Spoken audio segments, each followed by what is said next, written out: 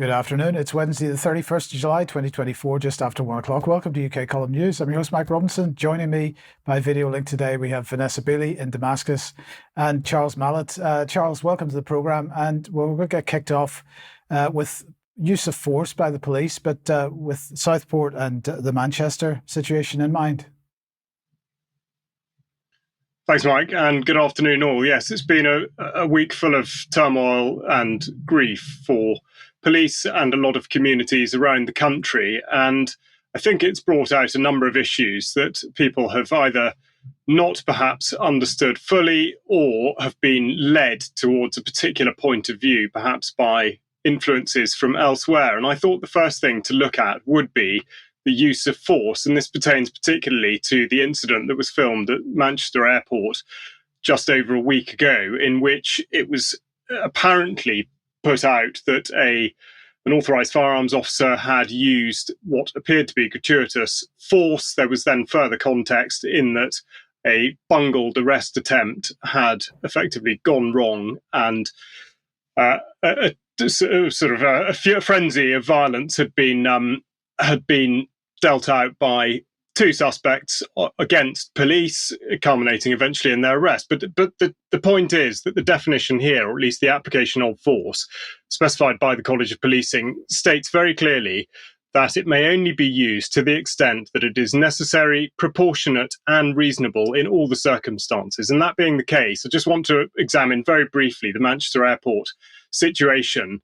In particular, the necessity, because, of course, we know now that the intent or the aim of police there was to detain the men that were there in front of them, therefore to effect an arrest by means of handcuffing. So we're just going to look at a very short video, and I'd like you to make up your own mind as to whether you think that this does fall within the category of being necessary, reasonable, and proportionate.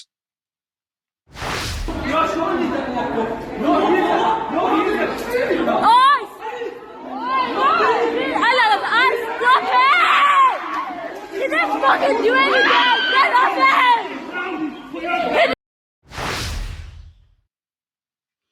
So, with apologies for some of the language used in that, it should have been fairly clear that, first of all, there wasn't any obvious or indeed, I don't believe, hidden threat to the police officer there who used their parva spray, their pepper spray, in order to in order to do what exactly? I mean, I think this is the question. And then to go in and try to put the suspect, or if that indeed is who he was, into a headlock, rather than trying to grab him by the arm, in which would have, of course, been the most obvious way to go about handcuffing. So I think questions around the use of force, and also to qualify the particular kick that was the one that sort of went viral in terms of the video footage, and to consider that at that point, regardless of what happened before, there was not a threat that merited the use of force, particularly not use of force that was not going to help that police officer in effecting the arrest. And that is effectively what was seen. So I think people should be mindful of that.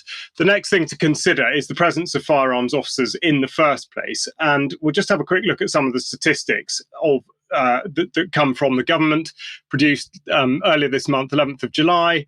And this is across the whole of, including Scotland, nearly 7,000 authorised firearms officers in the UK, 91% of which are deployable, meaning that there are 9% of them who are unfit to serve at the time of reporting.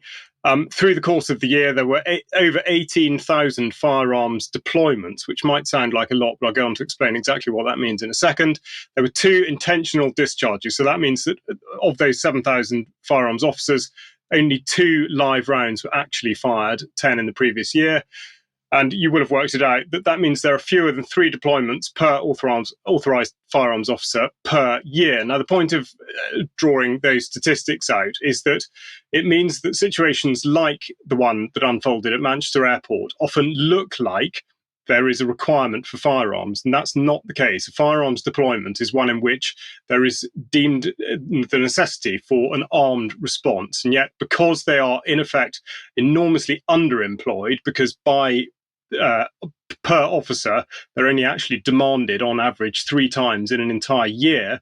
It means they get drawn into other incidents, which means that it immediately changes the dynamic because they're armed. So the point of highlighting this is just to make people sort of cognizant of the fact that it does alter the dynamics of the situation, and it does alter the optics in terms of how the public perceive the police, which is something that we're going to come back to in a minute. The next thing to look at, of course, bearing in mind what's happened, first of all, in Kent and in Southport, is knife crime statistics. And I have some of those from the most recent publication from the House of Commons, October last year. And the main thing to point out really is that these sorts of, these are the homicide statistics, but particularly that knife crime or indeed sharp objects account for the greatest proportion of homicides. So they're on average over 200 homicides by stabbing every year.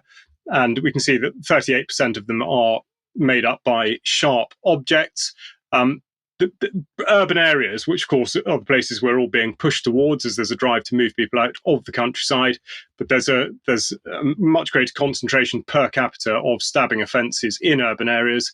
And the statistics on possession offences, so possession of a sharp or bladed object, has now increased to over 1 year for 20% of those offences. Now, the other thing that we should be mindful of is how people are initially perhaps receptive to the idea of implementing controls, but I want to make clear that this leads down a dangerous path. And I would cite the SVRO, the Serious Violence Reduction Orders, which were implemented, in effect last year, but from legislation that went out in 2022. And I wrote an article about this for the UK column last year, Search Without Suspicion, which I would recommend that you do have a look at, because it does contextualize the really unfounded basis upon which people have orders placed upon them, which means that they can be searched without suspicion. And of course, this opens the door for similar pieces of legislation or similar orders being imposed on people for all manner of reasons in order, apparently, to protect the public. So people have to be very careful what it is they actually wish for. Now, to come on to what's happened in Southport, which obviously has been completely and utterly tragic, distressing, and an awful lot of other things for the families involved, the people that had anything to do with it, and indeed the community. However, the question is, has the response to this been appropriate? Has it been respectful? Has it actually helped those who are going through the grieving process?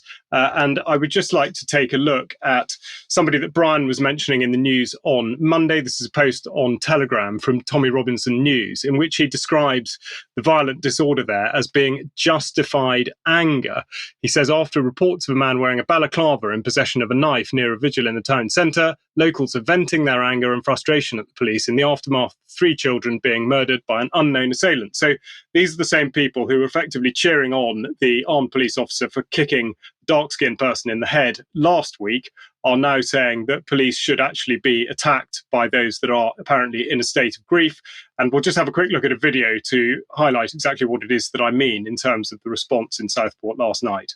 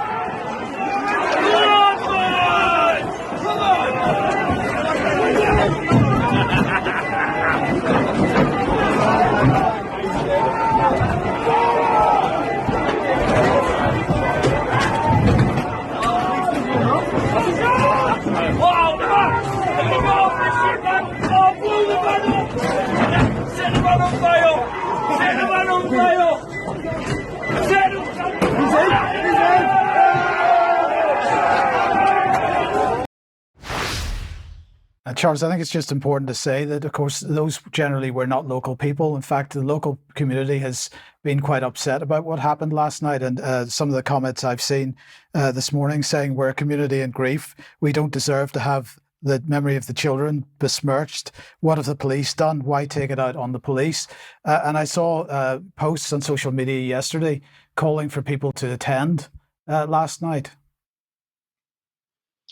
Yeah, I think this is absolutely the critical point, and the reason I led into that piece of video with the Telegram quote from the Tommy Robinson News, of course that being his stage name, he's really Stephen Yaxley Lennon, is to highlight the type of rhetoric that's being put out by people like that, and how in effect it will draw people in and it will provoke a response, which I would say is absolutely objectively completely inappropriate and counterproductive, but also it distracts from the main issue, which is that at the heart of this, so is being said, the issue, one of the issues, of course, is to do with migration and ethnicity within the United Kingdom. But of course, what this actually does is to act as a complete distraction from dealing with the government itself and with any of the policies that might be concerning this. And so the reason to focus on Yaxley Lennon is because he has very, very strong influences that mean that his behaviour and his effective incitement is put into context by articles like this from the Times of Israel, which very reasonably ask the question, why are US pro-Israel groups boosting a far-right anti-Muslim UK extremist?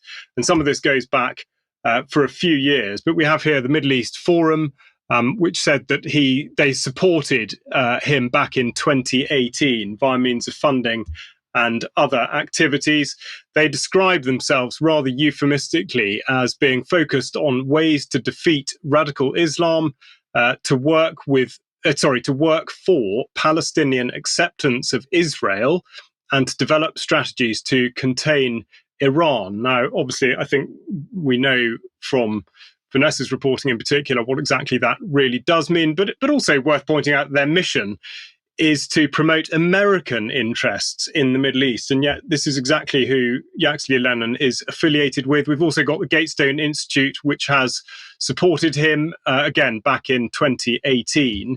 But the Gatestone Institute, of course, funded by Nina Rosenwald, who has used her millions, here it says, written by Max Blumenthal, but has used her millions to cement the alliance between the pro-Israel lobby and the Islamophobic fringe. So the point of all this really is police, of course, damned if they do, damned if they don't, caught in the middle of absolutely everything.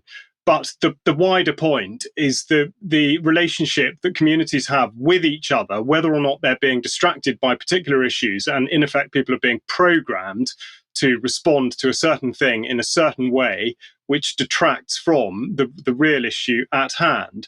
And I know that Mike's got more to introduce on this topic now, but the fundamental basis of it is the relationship between the police and the public. Well, I'm not going to do that now. We'll do that in extra, but so we'll move on for now. So thank you very much for that, Charles. And Vanessa, let's bring you onto the programme. And of course, in the meantime, over the last couple of days, we've seen Israel expanding the conflict in the Middle East. And other countries beginning to be targeted in order to achieve Israel's objectives? Yeah, well, in the last 24 hours, actually, but yes, beginning with the direct confrontation with Yemen, which we talked about last week.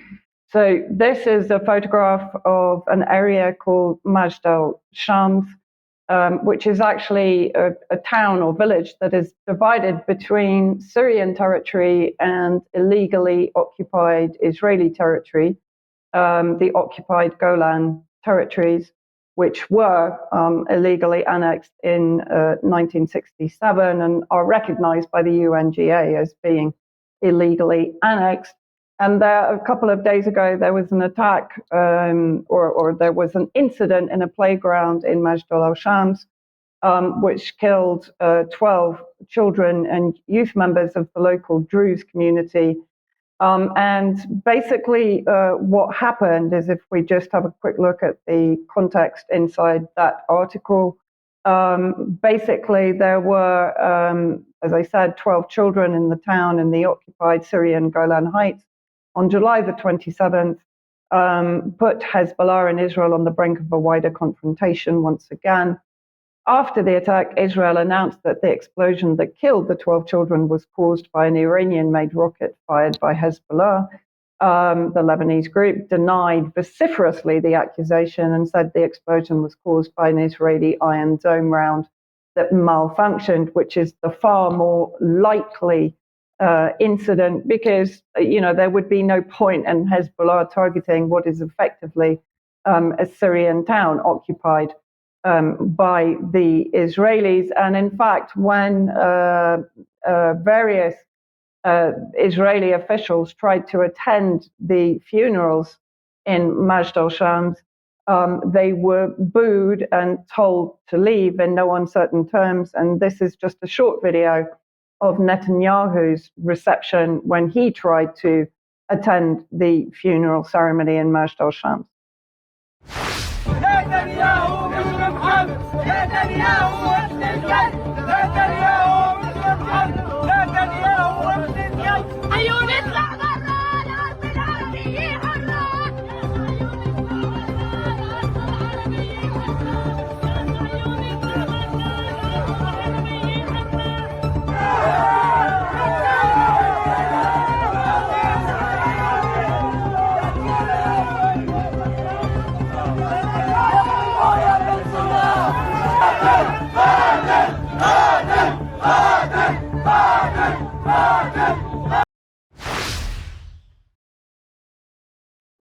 So not exactly a warm reception for the Israeli administration officials. Interesting that the Biden administration is now claiming that the Golan Heights is part of northern Israel. Now, where does that come from? 2019, so that was the Trump administration, which, if people remember, Trump recognized the occupied Golan territories as being Israeli, and in fact, Netanyahu promised to name an area of the territory after Trump, calling it Trump Heights. That then was led on to ministers within the Israeli regime authorizing Netanyahu and Gallant to order retaliation for the deadly Golan strike, which of course was still being blamed on Hezbollah, despite there being no evidence to that effect. Netanyahu broke away from his meeting in the US to return to Israel.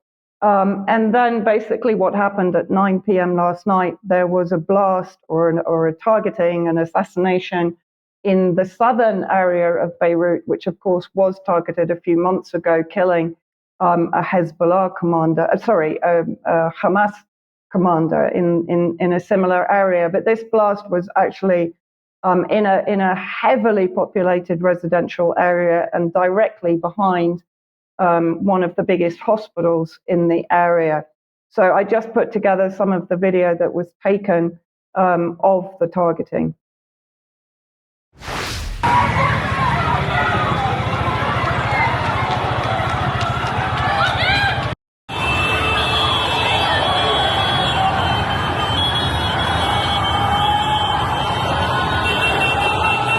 يلا البسي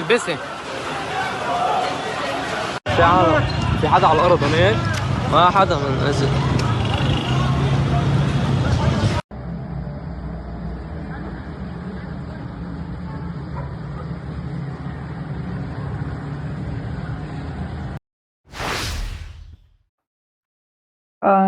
There were, in fact, 80 injuries, 3 deaths, 1 woman and 2 children. This was the scene later on that night of the completely destroyed building. Israel is claiming that the targeting was of basically number 2 commander in Hezbollah, Fouad Shukr, and they're claiming that they eliminated him. However, there has been no official statement from Hezbollah. It is believed that he was found alive in the rubble, badly injured and taken to hospital. So everyone is still waiting for an official announcement from Hezbollah. And until that moment, we can't acknowledge that he was assassinated. The children that were killed, Hassan and Amira Fadlallah, 10 and 6 years old, and a young woman, Basila Beidoun, also killed in that attack. All 3, obviously, civilians. The reaction immediately from particularly foreign officials, this is David Lammy, telling UK citizens to leave Lebanon immediately and not to travel to northern Israel. At almost the same time, I'm not sure of the exact time, but the US carried out a strike in Iraq against the Kataib Hezbollah and the PMU base south of Baghdad, assassinating those that they claimed had been responsible for drone attacks on the illegal US occupation bases in Syria in particular, but also in Iraq. And then at about 2 a.m., the leader of Hamas, Ismail Haniyeh, was assassinated in Tehran by an Israeli airstrike, which we believe came from outside Iran. So it came from a third country's territory. That hasn't been revealed as to which country it was yet. Haniyeh was basically in Tehran to attend the inauguration of President Pezeshkian. So effectively, Israel, while negotiating with Hamas, has just eliminated the chief negotiator. So now what has happened, Israeli airspace is closed from Hadara to Haifa line northward. State-run broadcasting authority deputy head of Russian foreign ministry calls the killing of Hamas Politburo chief unacceptable political murder that will escalate regional tensions. In the first statement on Israel's strike in Beirut's southern suburbs, Hezbollah confirms, as I said, that Shukra was in the building hit by Israeli airstrike, but his fate is still unknown. Iran has vowed revenge and retaliation for Haniyeh's assassination, inevitably because he was a guest in Iran when he was killed and his bodyguard was killed with him.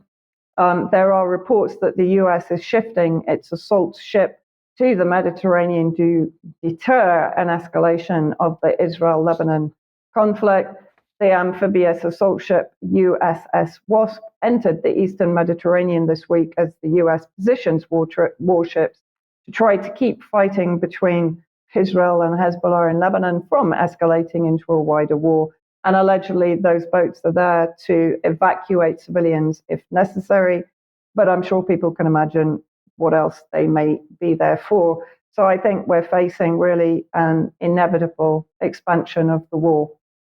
Yeah, I think they're there to escalate the war, not to prevent escalation of the war. But we can talk about that a little bit more later on as well. Okay, well, if they're moving ships in the Mediterranean for the Middle Eastern conflict, they're moving aircraft into theater for the Ukrainian conflict. So let's bring, sorry if this works.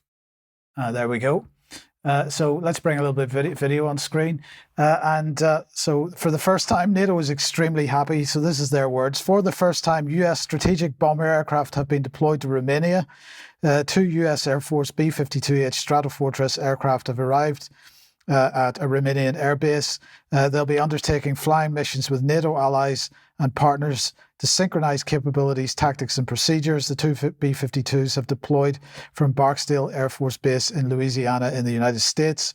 Apparently, the US routinely demonstrates its commitment to NATO allies and partners through bomber task force missions, providing assurance and contributing to deterrence, particularly along NATO's eastern flank. So there you go. That's more saber rattling right on the borders of Russia and so on, because we've got to keep the pressure on. But we have a little bit of video from the NATO representative here. He's a lieutenant colonel. Can't remember his name off the top of my head. Let's have a listen to what he had to say. The 20th Expeditionary Bomb Squadron is out here at MK Air Base supporting a bomber task force deployment in the European theater. We're working with our NATO allies and partners to conduct training, improve interoperability, and work on the fundamentals of securing the Black Sea region. So very eloquently put. I couldn't have put it better myself. But I just wanted to have a look at him in still here. So here's a photograph of him. Because, of course, if we zoom in on here and look at the microphone that he's using, and the question is this not a national security risk? Because this is Chinese TAT right here. This is a Chinese wireless microphone system that's used commonly by videographers and so on. But I'm very surprised to see it being used by NATO troops in the field, as it were, because we're told that we can't have Chinese infrastructure in our involved with us because that would be a national security risk. So just wanted to ask that question in passing. Now, in the meantime, Viktor Orban, of course, who's the only European leader who's been attempting to sue for peace, here is continuing to be heavily criticized. And yesterday and today, one of the main hashtags that was trending on Twitter was out of EU and NATO. So let's just have a look at a couple of the tweets that have been doing the rounds here. When will we remove Hungary from EU and NATO? Seriously, either people of Hungary will wake up and seriously should leave those organizations. Here's another one with, Orban being perhaps a little unfavorably represented. Take your place next to the fascist Putler and leave the EU and NATO. You've sellable skin, is what somebody very pleasantly posted yesterday. And here's another one. The Hungarian government today blocks Ukraine's accession to the EU and NATO, blocks financial aid to Ukraine, accuses the USA and Poland of sabotage, invites the Chinese police to control the country, opens borders for citizens of the RF and Belarus. That's the Russian Federation. Is this a country of EU and NATO? And so this is just 3 examples of some of the really vitriolic comments on Twitter over the last 2 days about this. So let's have a look at what Orban's been saying, because he's been particularly critical of Poland recently, and justifiably so. So he's saying here the Poles pursuing the most sanctimonious and the most hypocritical policy in the whole of Europe. They're lecturing us morally, criticizing us for economic relations with Russia. And at the same time, they're doing business with the Russians and buying oil indirectly and running the Polish economy with it. Well, the Polish didn't like that bit of truth very much. So here is Tofel Bartoszewski. Sorry, I did have that down earlier on, but anyway, we do not do business with Russia, he said, unlike the Prime Minister Orban, who is on the margins of international society, both in the European Union and NATO. He said, if you don't want to be a member of the club, you can always leave. I don't really understand why Hungary wants to remain a member of organizations that it doesn't like so much and which supposedly treats it so badly. Well, maybe they want to try to influence the organization to be a little bit more peaceful instead of continuing the saber rattling.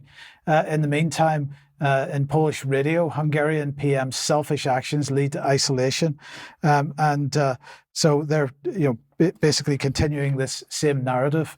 And here is, the other narrative that's going on at the same time that we should always mention, and that is the fact that Russia is being blamed for everything that's going on in Europe at the moment. So mobile phone and internet cables cut in several areas of France, said Connection.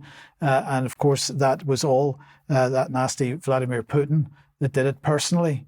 I'm sure we can talk about that later in Extra as well. The narrative is ridiculous.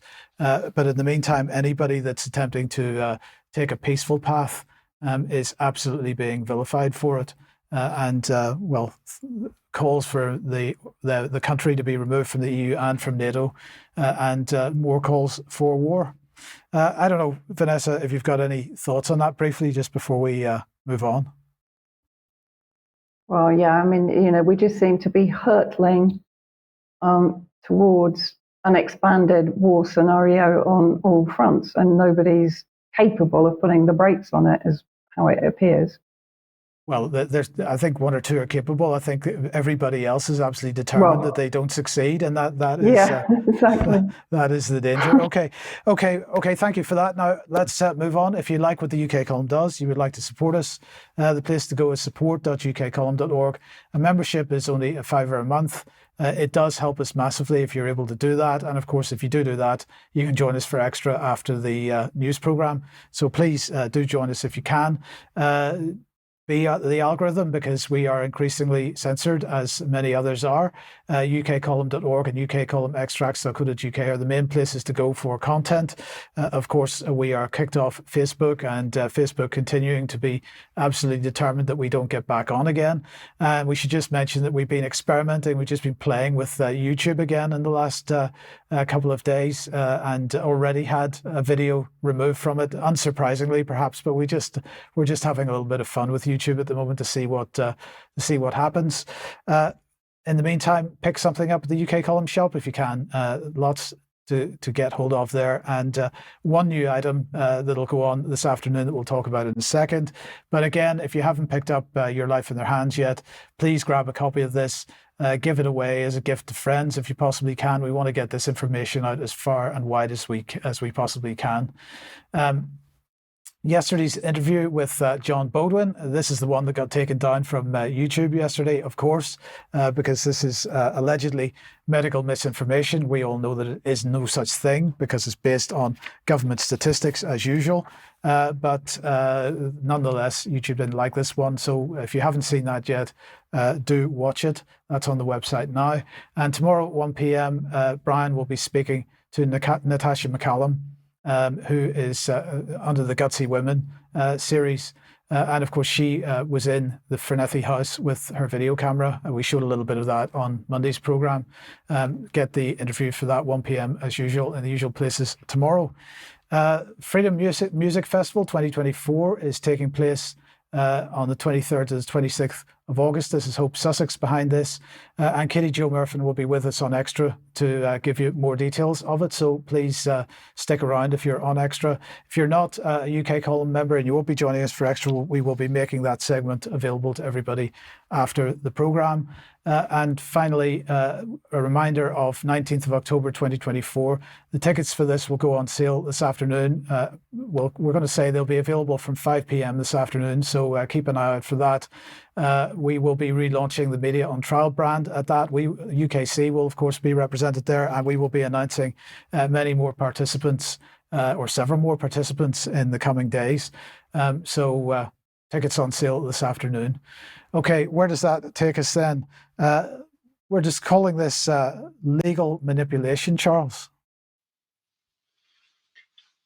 We are, and it follows a segment that I did last week, which actually started on the subject of geoengineering, but it was really to plot the course between the idea that people hold views that are counter to the narrative, or indeed dissenting views, and how they may become entangled in a web laid by both legislation and the entirety of the criminal justice system. So really, just going through a couple of examples now to have a look at how the system is in effect loaded against the dissenting voice, whether it be a sincere dissenting voice or not.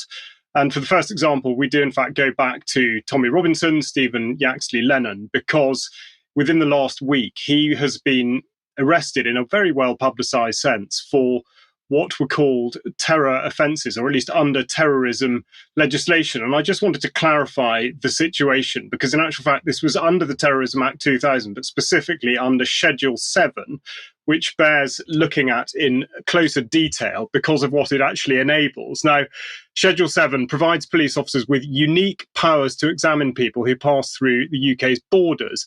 It allows them to stop, question, and when necessary, search and detain individuals and goods travelling through the UK's borders to determine whether they may be involved or concerned in the commission, preparation, or instigation of acts of terrorism.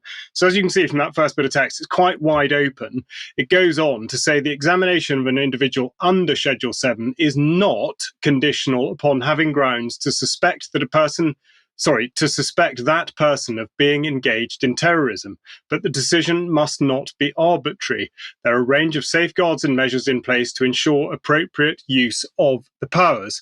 So quite clearly, it can be used as a fishing expedition because there doesn't need to be any evidential basis for detaining somebody under Schedule 7. And this is exactly what the Robinson situation brought out, because in actual fact he was arrested for breach of an injunction on a totally separate and unrelated matter, and yet this was the power invoked. And of course the message here is to be sending it across to people that anybody could in effect be ensnared by this.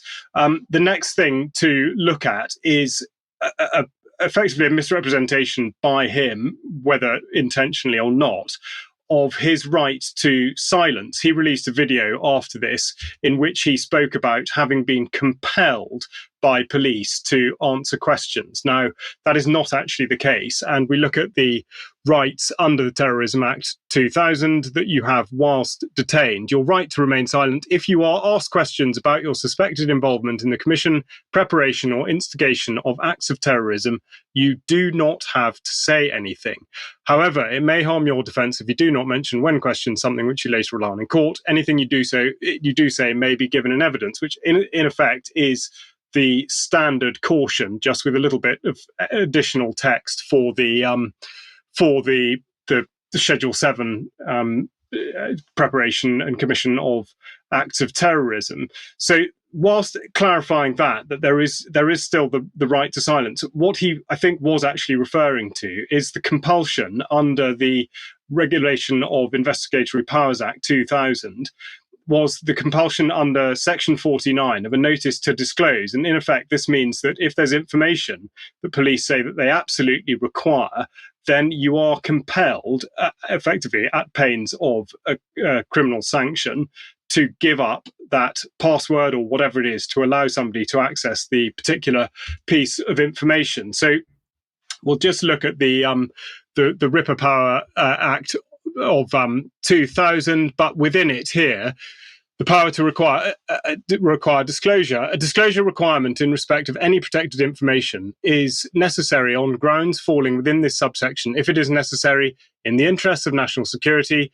for the purpose of preventing or detecting crime, or in the interests of the economic well-being of the United Kingdom. So again, it's perfectly easy to see that these criteria here are so wide open as to allow for what might be called a fishing expedition. And police in instances like this are supposed to be very particular as to what information they suspect may be there, and therefore what they will actually look at. But of course, this allows, by manipulation of the system, for police to not only look at something in the first place, perhaps on spurious grounds, but then to find things which they weren't actually looking for, but can then act upon. So this is a manipulation of the process, and indeed people should be very mindful of this. The other thing that we should look at now is the new government's adherence to the old government's pursuit of what's being called Martin's Law, which relates back to the Manchester Arena attack, or alleged attack, perhaps I should say, to strengthen the security of public events and venues. Now, that has a very familiar ring to it if you cast your mind back to the vaccine passport legislation of late 2021. But nonetheless, we will update the rules around counter-extremism, including online, to stop people being radicalised and drawn towards hateful ideologies. Labour will also ensure the police and intelligence services have the powers and resources they need to protect the British people from terrorism and hostile espionage. Now, there's no greater detail given on that, but one does wonder what exactly is meant by powers and resources needed. But having mentioned Manchester, it is also worth pointing to the case of Richard D. Hall, which has re-emerged effectively last week. So he's been back in court again. I've got on screen now the trial going back to February of this year in front of Master Davison. And there's been a lot of talk about this with regard to freedom of expression, but I should just remind people that in actual fact, the specifics of this case, which is a civil case, are set out quite clearly here, which was on the 17th of April 2023. The claimants commenced proceedings against the defendant for harassment, misuse of private information, and data protection breaches. Essentially, the claimants complain that in his book, in videos published on his website and on YouTube, and in public lectures, the defendant has accused them of lies and deception and has misused personal data, including their names, images, and medical information. Now, the reason to make this clear in the eyes of the court is, as I say, to demonstrate how the system is set up in order that Richard Hall's case, as I say, in the civil court, hangs on the balance of probability. And so, again, this is from the same document, from what the judge has effectively summarised. And this was Hall's effort to put forward what he regarded as evidence of something having not happened. But the judgment was that the important and governing principle is whether there are reasonable grounds for believing that further evidence or investigation would affect the outcome of the case. And he says there are no such reasonable grounds. he goes on to say further evidence and investigation will increase the volume of material that a trial judge would have to consider and time required to do so. But it is clear that the material will not affect the outcome. So the reason for pointing that out is to say that because the threshold within a civil court is on the balance of probability, the judge was in effect able to say that Hall's evidence was inadmissible. It was pointless to look at it because on the balance of probability, the narrative version of events in that an explosion did occur and people were wounded in the way that they described themselves as being wounded is on the balance of probability the case. So to clear that obstacle with that being the case is an absolutely monumental task, which explains the predicament to a certain extent of Richard Hall. Now, what I also want to go on and deal with, because since we're talking about terror and we introduced the idea last week of government, in fact, being the genesis of the word or the description of terrorism in that it was acts by government. We've seen this many times before. We go back to 23rd of March 2020, where the Behavioural Insights team offered advice to SAGE, and we see here the perceived threat with regard to COVID. A substantial number of people still do not feel personally threatened. The perceived level of personal threat needs to be increased among those who are complacent, using hard-hitting emotional messaging.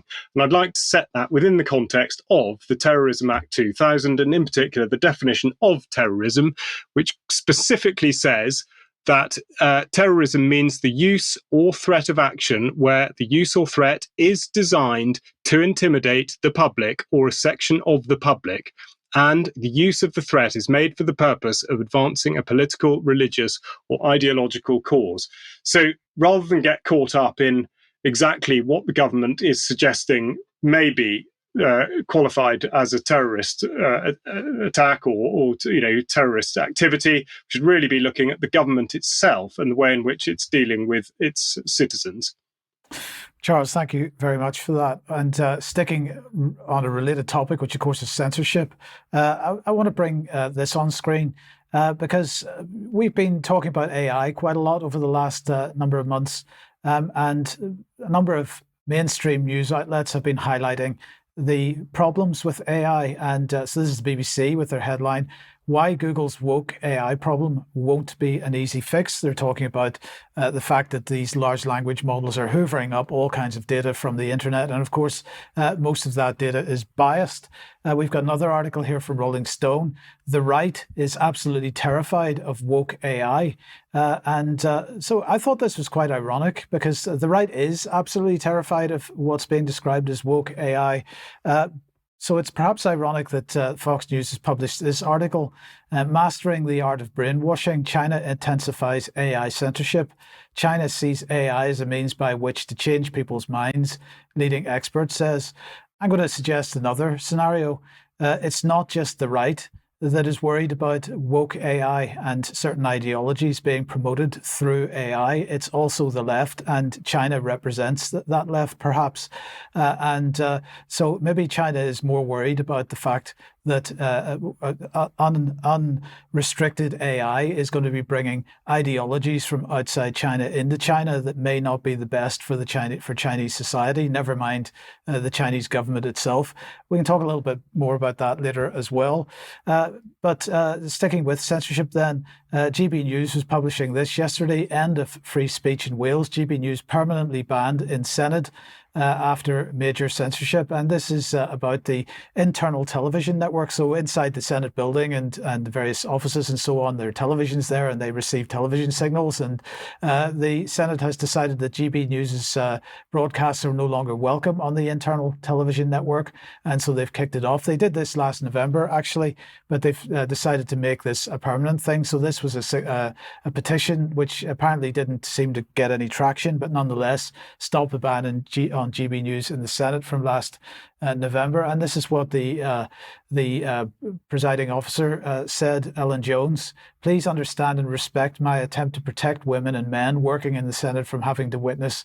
In this case, she was talking about Lawrence Fox's offensive and misogynistic comments on our internal Senate system. So I leave it to you to decide whether this is appropriate. I would have some very serious questions about this. But just sticking with censorship then, here's The Hill, which is a US publication, as everybody knows. But their headline here is "The most chilling words today. I'm from NewsGuard and I'm here to rate you." And so this is Jonathan Turley. This is an op-ed, and he's talking about NewsGuard and their efforts to decide who is legitimate speech and who isn't. And so if we just put that back for a second, let's look at NewsGuard. They say that they're transparent, accountable, trust ratings for thousands of news outlets. We've talked about them before because, of course, we at the UK column have also received this particular call from them. So this is our trust rating from NewsGuard. We get 27.5 out of 100. Proceed with maximum caution. This website is unreliable because it severely violates basic journalistic standards. Well, quite honestly, perhaps we need to be violating a few more journalistic standards, but let's have a look and see. Apparently, we do not repeatedly publish false or egregiously misleading content. So we got 22 points for that. We do gather and present information responsibly. Oh, no, sorry, we don't. That's right, because there's X's beside that, aren't there? So I'm completely wrong there.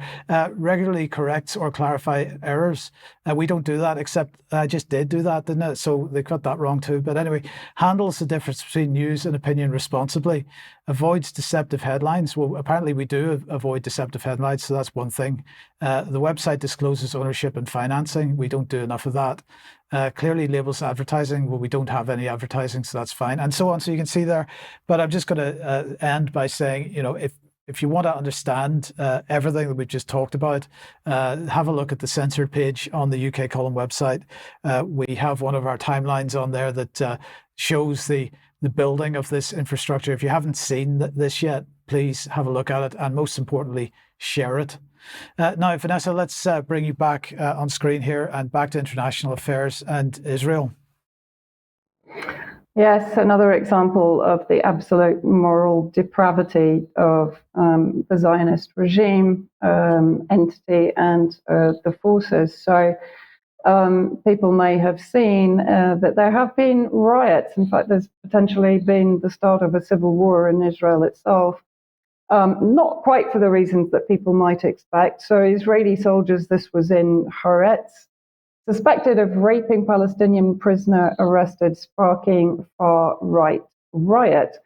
Minister among Israelis that were rioting, not in favor of stopping this appalling, basically anal rape of detainees with blunt objects, but in favor of defending the military, the 9 Israeli soldiers in the Stay Taman detention center, claiming that they were raping a Palestinian detainee in self-defense because they felt threatened by that detainee.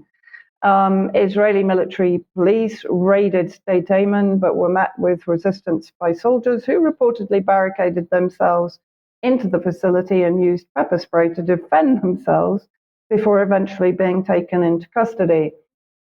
They were suspected of abusing a Palestinian detainee who, according to Arab 48, is suffering from a serious wound in his rectum area.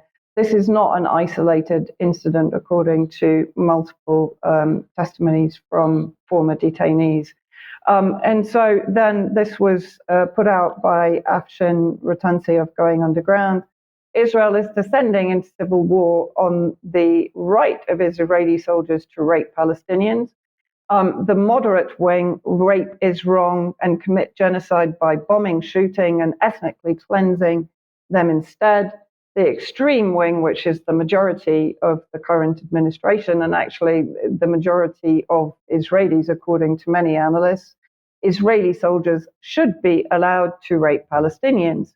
Another headline in Israeli media bordering on anarchy, IDF chief sounds alarm after right-wing mob overruns a second base, also apparently accused of carrying out the same appalling torture.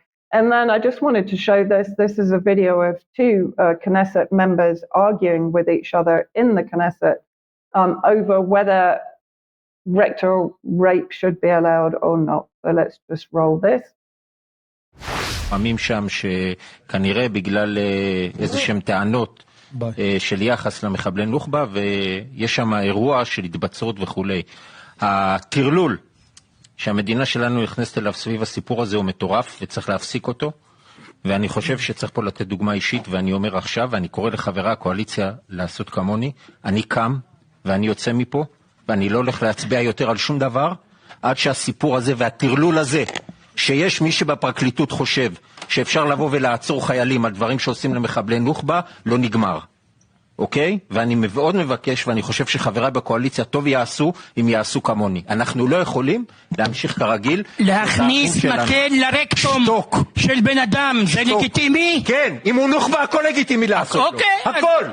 הכל! זה מה שרציתי. הכל, האנשים האלה, אתה יודע מה עשו? אוקיי. טוב. יש דברים שלא עושים.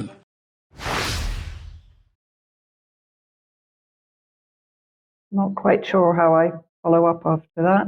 But then let's have a look at US State Department spokesperson Vanessa Patel try to argue or justify the same crime. Israeli police detained soldiers yesterday, or the day before yesterday, suspected of raping a Palestinian, sparking protests and so on. Apparently, rape and killing and torture and all this thing happens regularly in Israeli detention camps. Does that constitute a war crime to you? So the reports of abuse are deeply concerning, and we have been clear and consistent with Israel and the IDF that they need to treat all detainees humanely and with dignity in accordance with humanitarian law. We also, I spoke a little bit about this earlier in the week, Said, we reiterate the support that that the IDF is investigating some of these allegations of serious abuse of Palestinian detainees, and that is news that we welcome, and we're going to let that process, and we believe in due process, and we're going to let that process play out. Two quick points. Now, if proven to be true, that does constitute a war crime, doesn't it? I'm not a legal expert, Saeed. It certainly, I imagine it would be inconsistent with Israeli law. And so, of course, that is why we have been clear that the treatment of any detainee needs to be consistent with international humanitarian law. Also quite extraordinary. But I suppose they have Guantanamo to fall back on. But now let's finally just have a little clip of Robert F. Kennedy Jr. arguing the morality of the Zionist armed forces. So they've achieved they protected in the most challenging conditions. The Israeli government the IDF has protected civilians better than any army in history. John Spencer said it has done more to protect civilians under more difficult circumstances than any army in history. I have actually written extensively at my Substack about Israel's culture of rape and child abuse, and that includes offering refuge to multiple accused and prosecuted pedophiles, particularly from the United States, that are given access to Israel without any issue whatsoever. The rape of their own refugees, particularly settlers from the north that have come into temporary accommodation in the south of the occupied territories. It is a systemic issue within the Israeli armed forces, both rape and sexual harassment, and rape of boys, girls, and adults within the detention system there in the occupied territories. Quite extraordinary what we're watching at the moment. Absolutely, and absolutely extraordinary that there's even an argument about it. But anyway, Charles, let's move on then back to the UK and the Ministry of Defence, and they apparently want to build some tunnels. They do. It's not entirely clear where, and it does seem like a bizarre story. I spoke last year about HMGCC, His Majesty's Government Communication Centre, which effectively sort of came out of the shadows, but they make gadgets largely concerned with espionage that are for the use of other government departments, or so they said. They launched last year, or at least in the public eye, with a co-creation project to create a device which could read an electronic SIM which they said was to keep their employees safe and secure. But it did happen to coincide with the widespread rollout of electronic SIMs across the digital spectrum. And of course, this looks just like an IMSI grabber, which is sort of has questionable uses in terms of legitimacy. But nonetheless, yes, they're talking about tunnels, and they've launched another co-creation project here seen on the Catapult website, which is in conjunction with DSTL, Defence Science and Technology Laboratory. And specifically what they say about this is that the challenge is to demonstrate ways of producing subterranean pathways, preferably greater than 2 feet diameter, with minimal chance of being detected. And we'll come back to that bit. They say that underground tunnelling presents an array of opportunities and challenges. So the MOD would like to know how technologies and capabilities could be better harnessed for future operations. Well, what exactly do they mean by that? In particular, there is an interest in how to better access hostile and constrained subterranean environments. Now, it's no coincidence that they are referring back to a document here called Future Cities, which conveniently enough came out in February 2020, just before everything changed. And they have a piece on underground cities in which they say future cities are likely to make increased use of underused and underground spaces. So I referred earlier to being pushed out of the countryside. It appears that there might be a push underground. The subterranean environment can also host tunnels, which can be used to transport material goods and people without being observed by surveillance systems or passing through choke points on the surface. And in terms of the infrastructure, they talk about accommodating growing population densities, and that these cities will see a sharp increase in the amount of occupied vertical buildings.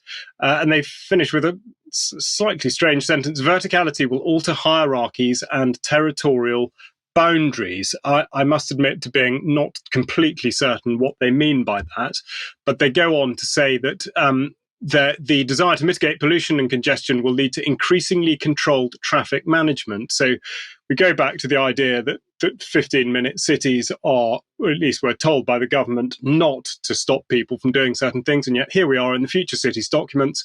They continue with, and in many cities, cycling and walking will be encouraged by physically constraining vehicular movements. Autonomous forms of transport will become more common, becoming part of the smart city infrastructure. Likewise, many other routine functions of cities will become automated. Now we get to the key bit here with regard to DSTL and HMGCC, which is the military aspect. And they're anticipating that the future operating environment will increasingly become urbanized, and Africa and Asia are developing most rapidly in that department. So that's where the focus will be. They suggest a database of urban areas for potential military operations.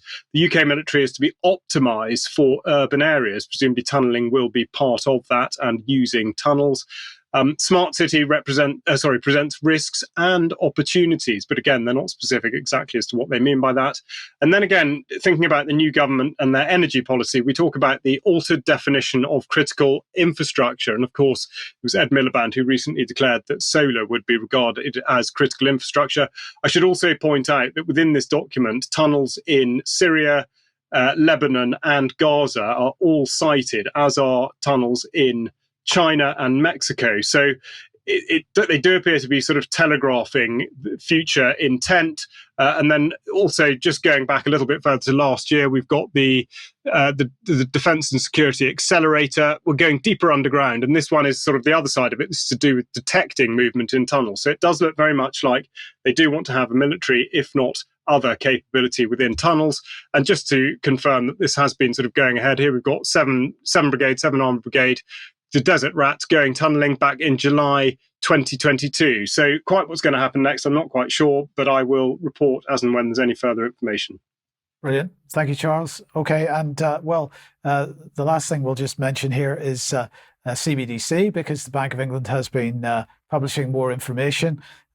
So here is their new report, Innovation on Money. I'm not going to read all this, but basically they're talking about financial stability. They're talking about preserving central bank money, the role of central bank money, including a wholesale central bank digital currency, and that they are also looking at setting out objectives in retail payments as well. So this is retail central bank digital currency. I just remind everybody of the response of the government to the House of Commons Treasury Committee's report on this in January this year, where they had said that they had they were actually referencing the House of Lords report, saying there was no clear and convincing case for a UK to need a retail CBDC, and they were highlighting the privacy issues.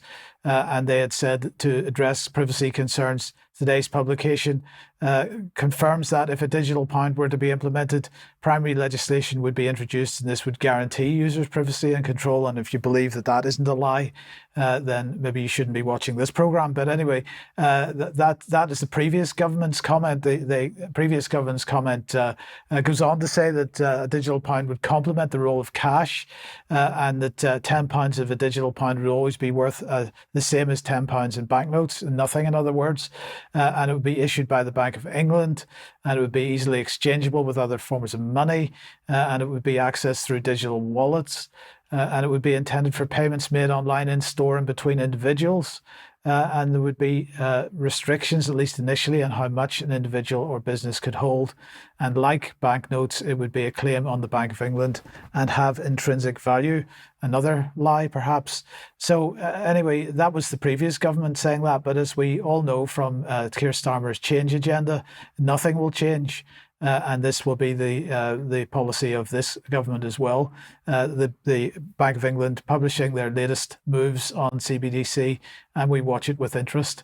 I just wanted to, we mentioned in the ad break that we were playing with YouTube a little bit, and they had taken down the John Bodwin video already. I just wanted to highlight this because it did make me laugh yesterday, because when I got the opportunity to appeal the decision, which of course is no opportunity at all, but anyway, when I got the opportunity to appeal the decision, the question that I was asked was, what do I want to do? And one option was to appeal the decision. The other option was to take policy training. So they were offering me training on how to identify whether my video clips constituted medical misinformation or not for the future. Well, naturally, I didn't press that button. But unfortunately, I think that for the sake of a laugh, and also for reporting what actually happens if I choose the training, the next time the video comes down, I will do that. And I'll report back to you to let you know what it is that YouTube wants to shove into my brain whenever the next time they take the video down. So watch this space and we'll let you know about that. We will be back in a few minutes for some extra. Thanks very much to everybody for joining us, and for Vanessa and Charles for being with us. Don't forget, Katie Jo will be on with us in a couple of minutes. So join us then if you're a UK column member. If you're not, please join us, but we'll see you next time. Bye-bye.